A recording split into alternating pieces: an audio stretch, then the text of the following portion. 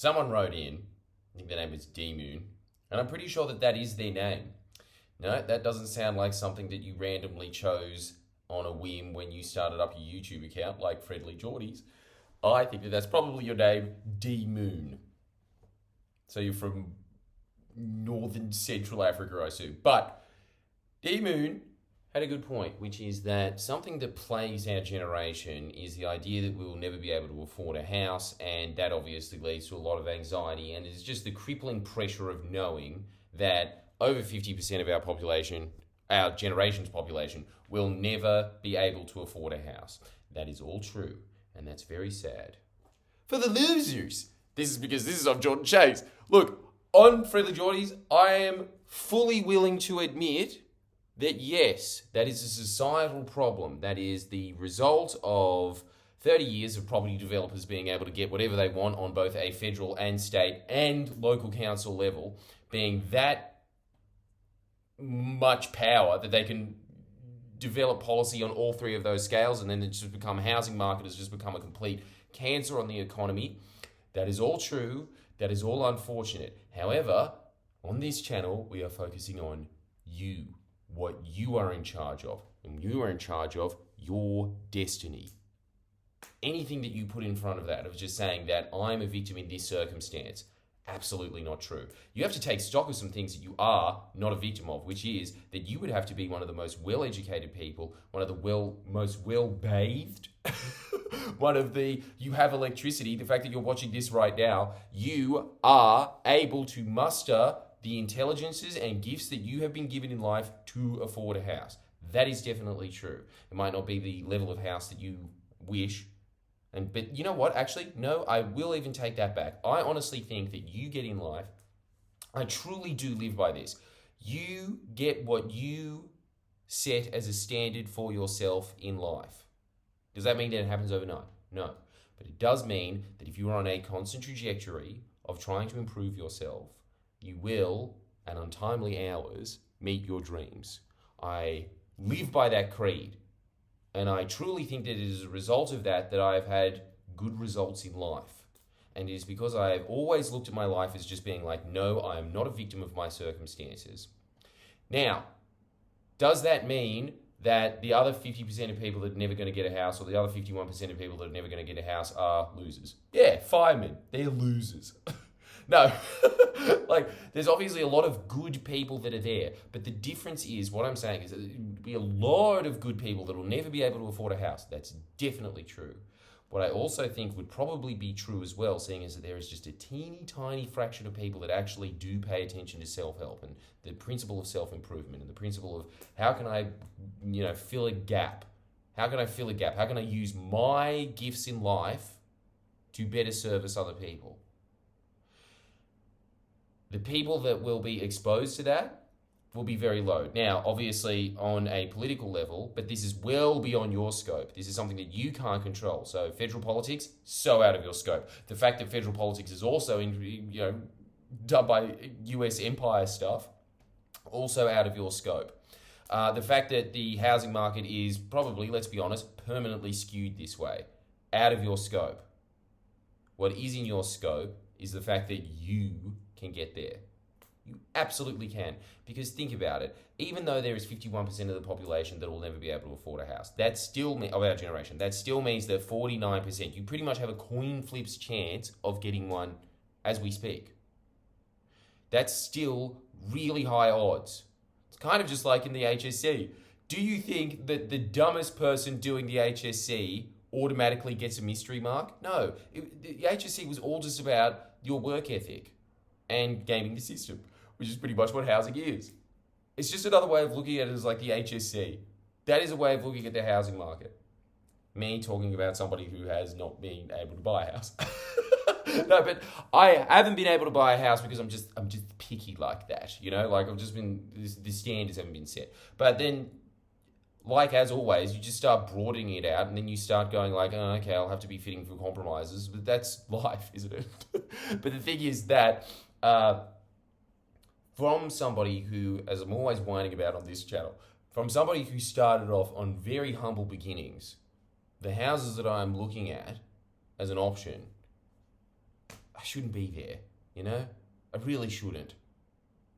That was a result of hard 10 years gristle of not succeeding, of looking at all the limitations in my life and kind of just thinking like no, and trying to get out of that. Trying to get out of those limitations that you have set for yourself. Because a lot of these things, everything in life, 80% of it, psychological. A lot of these things are just parameters that you set in your head. Is it really that far out of reality, the idea that one day you will be able to afford a house? Absolutely not true. Might not be in the same place that you want it to be, but then again, that's what I think as well. I do think that if you set your standard for, no, I want it to be in this area and I want that, then you will be able to get that house. But most people are just looking for shelter. But that's the whole thing in life. I think everybody in life is settling for something. They are. Now, there is always just challenges that every generation has to face. But look, the fact that 50% of us won't be able to get a house is not the same as 20% of us dying in a war. It's not the same as 50% of us not having a job. Every generation is set with challenges. I think that we were kind of just given the bum's rush on that because there is kind of just sort of something called like I think it's like an 80-year cycle when it comes to what oligarchies do to society. I think that's what it is. It seems to just be this naturally occurring pattern, which is that it gets too greedy, then there's a bust, and then from the ashes, that generation starts building it up. That generation, the next one, so that would have been the golden generation, I suppose. And then after the golden generation is the baby boomers that were just kind of fortunate in that regard. That, I suppose they had the Vietnam War, but in terms of economic stability, clearly the most blessed generation. Then the one after that is your Gen Xers that kind of go back into that oligarchic loop. And then you have us, and we're the real victims here. We had it way harder than the golden generation. But I do think that at some point down the future, it's going that way. But the point is that, yes, you don't get to choose your circumstances. What you get to choose is how you respond to those circumstances. I would just see it as an opportunity for growth. That is what I see every single challenge in my life as. And you know what else? You know what else I think really, really, really helps when you are looking at these things? God, this is such a great aspect. This is such a great way of looking at everything. Everything that you have ever had hurled at you, for instance, something like that you were unfortunate enough to be born into a working class family and they didn't have investment property, so you're not getting a house. Well, not without extreme amounts of gumption anyway. You see that as an opportunity to grow. And honestly, the people that I know that were just given a house, it's the same as anything, isn't it? If you are given something, you don't appreciate it. You don't have to go through extreme amounts of hardship to get there. It's an unfortunate circumstance to be in one regard, but in another regard, it's very, very fortunate because you know, like, the thing is, I honestly think that being given things in life actually is a bit of a curse because after a while, that luck starts to run out. And on top of that, if you are just given things constantly, you never really evolve from being a baby, do you? Your entire life. I want a house now. Those are those people. You don't want to be in that class anyway. You actually want to be hustling because it's just kind of indicative of the human spirit anyway. But on a more physical level, if you are doing that, if you are facing adversity, when you actually do get something, it is appreciated. You actually are one of those people that builds up wealth instead of just sucks it off of your family loop anyway, right? That's the place that you want to be in. So you really shouldn't be looking at this as a thing of like the way that you should be looking at like, I'll never be able to afford a house. Just remember this. You will be able to afford a house. I don't care what social strata you belong on, because there are people that are at the very, very top of society that go to the very, very bottom. I have seen it in my own circle of friends. I have seen people at the bottom go to the top. There are people that I know that started off with less than me that have a house. It is not the determining factor.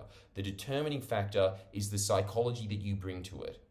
And one of those psychological things is you really have to, if you are one of these people that has this idea of like, it's just like, I'm never going to be able to afford a house, you are creating that reality.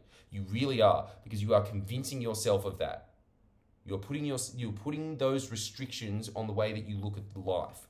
And so if you are in that bubble, in fact, I want other people to just be sitting there and be thinking about their limiting beliefs, because the thing is, every time I ever have one of these challenges hit me, I'm always filled with this wave of optimism. Even though it might feel bad in the moment, there is just something from these principles being drilled into my head. There is something in the back of my head that goes, no, this is an opportunity to grow, and I will come out better as a result. Anyway, that's my thought. If you like that, make sure that you sign up to Jordan Shanks so I can get my own house, huh? But look, thank you so much for watching this show, because I do think that this is the important one to watch. I love doing Friendly Geordies. I think that that is of huge community service. We do see big changes all the time. The fact that we're able to raise $1 million for endangered species, that's something big that we can collectively all go towards. But still, it's not changing policy on a federal level. But if everybody takes heed to the messages that are said in Jordan Shanks, and you are able to expand your economic capacity, and you have that psychology to begin with, that you wanted the animals to be helped, you are in the financial position to help them. Do you see how this is all cyclical? Do you see how really it starts with you as the individual and making yourself the best person that you can possibly be? Does that mean that I'm the best person that I can possibly be? Not even close. Not even close. I have a bunch of really bad human faults like everybody else. But I do think that having these messages drilled into you does make you better, does make you better than the average person. And as a result of being better than the average person, you can either do greater damage or greater good.